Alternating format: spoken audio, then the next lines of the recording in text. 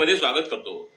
नगरसेवक कसा असावा, नगरसेवक म्हणजे काय हे आपल्या कृतीतून प्रत्यक्षात दाखवून देणाऱ्या सचिन देशमुख यांच्याकडे पाहिल्यास लक्षात येतं।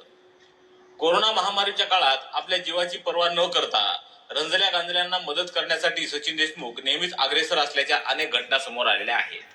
त्यातीलच ही घटना असून माणुसकीच्या नात्यानं त्यांनी केलेली मदत ही प्रत्येकाच्या अंगावर काटा उभी करणारी आहे।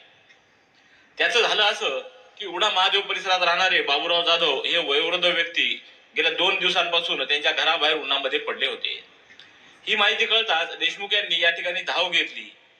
तिथं पाहिलं तर त्यांचा दम छाटत होता, तसंच त्यांच्या अंगाला देखील मुंग्या लागल्या होत्या।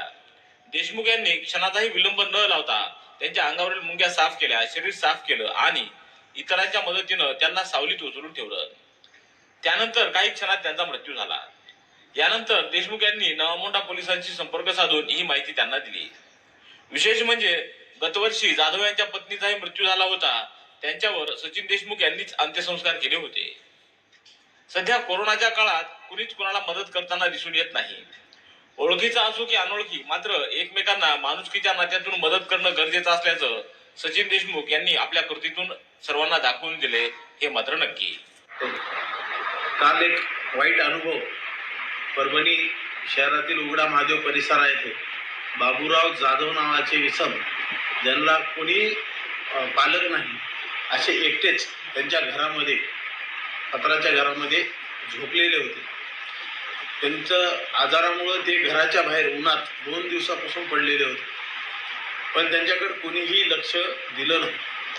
जेव्हा ही बातमी मला कळाली तर तेव्हा त्यांच्या अंगावर मुंग्या आणि ते उन्हामध्ये झोपलेले आणि दम लागलेला असं दिसून आलं।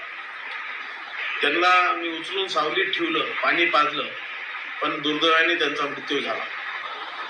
शहरातील नागरिकांना एकच आवाहन करायचं आहे, आपल्या परिसरातील असे जे नागरिक आहेत ज्यांचे कोणी पालक नाही, जे बेवारस आहेत, यांच्याकडे आपल्याला आवर्जून लक्ष देणं गरजेचं आहे।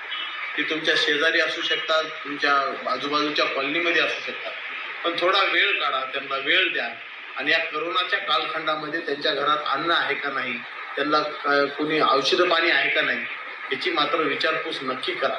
कारण की आपल्या छोट्याशा विचारपूसमुळे एखादा जीव असतो। कालचं विदारक चित्र पाहून मन सुन्न सुन्न झालं। त्यामुळे शहरातील नागरिकांना माझं एक आव्हान आहे की आपण बेवारस कुटुंबातील सदस्य जे आहेत त्यांना आवर्जून लक्ष द्या, त्यांचा जीव वाचवायचा प्रयत्न करा। एक परभणीकर म्हणून एक जबाबदारी आपल्या उचलावी की आपल्याकडून अपेक्षा ठेवू। मित्रांनो, तुम्हाला ही बातमी कशी वाटली याबद्दल आपली प्रतिक्रिया नोंदवा। दररोजचे अपडेट्स मिळवण्यासाठी लोकसमीक्षा चॅनलला सबस्क्राईब करा। धन्यवाद।